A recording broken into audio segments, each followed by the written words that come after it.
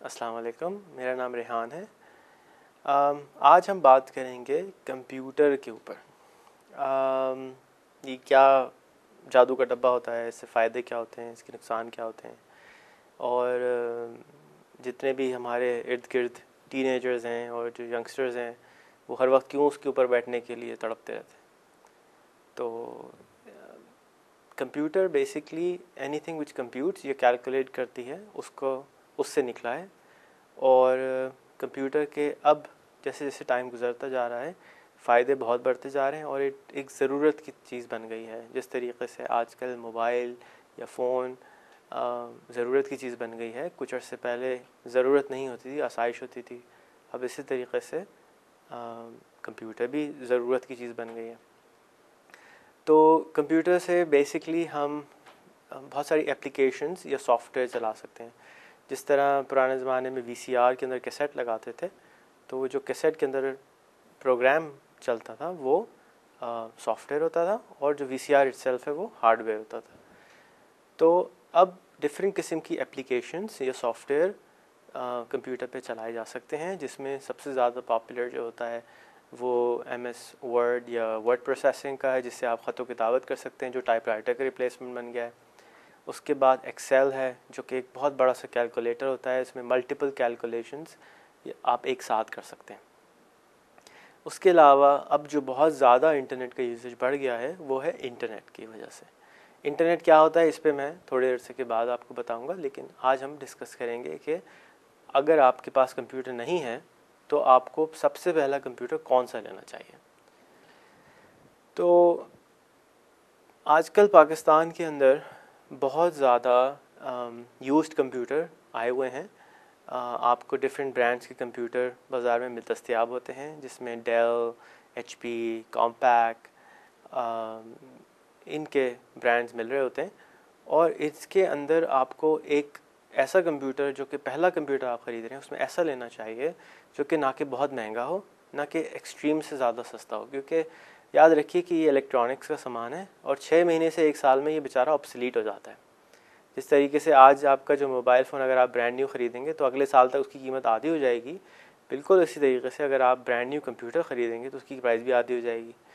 तो इसलिए मेरा पर्सनल रिकमेंडेशन तो आपको ये होगा कि आप एक पुराना कंप्यूटर ख़रीदें, बट पुराना किसी और से ना ख़रीदें बल्कि दुकान वाले से ख़रीदें, जो कि आपको थोड़ी बहुत वारंटी भी दे, यानी गारंटी भी दे कि ख़राब नहीं होगा। कम से कम 6 से 7 दिन की गारंटी आपको देनी चाहिए। और आप एक स्टार्टिंग के अंदर पेंटियम 3 ले सकते हैं, जिसके अंदर मेमोरी या याददाश्त जो उसकी होती है वो कम से कम जो है 128 या 256 होनी चाहिए, और 10 GB की हार्ड डिस्क होनी चाहिए।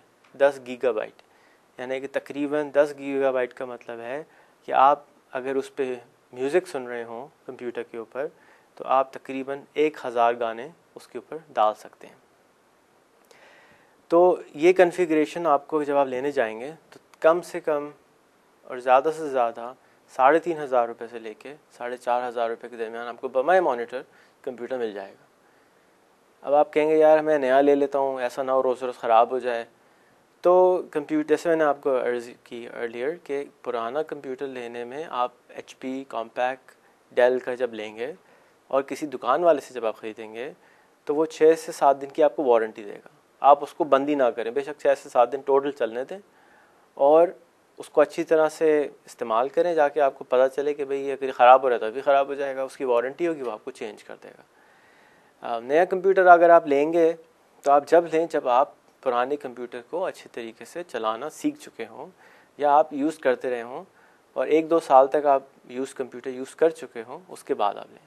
अगर किसी यार दोस्त से लेंगे तो उसमें परेशानी ये रहेगी कि कुछ अगर जहमत हो गई तो उनको बार बार कॉल करना पड़ेगा, वो भी डिस्टर्ब होंगे और आपका काम भी रुक जाएगा। तो मेरी रिकमेंडेशन है कि आप किसी दुकान वाले से लें, और दुकान वाला ऐसा हो जो कि आपके घर के नज़दीक हो या दफ्तर के नज़दीक हो, जो आप आराम से उसको रीच कर सकें।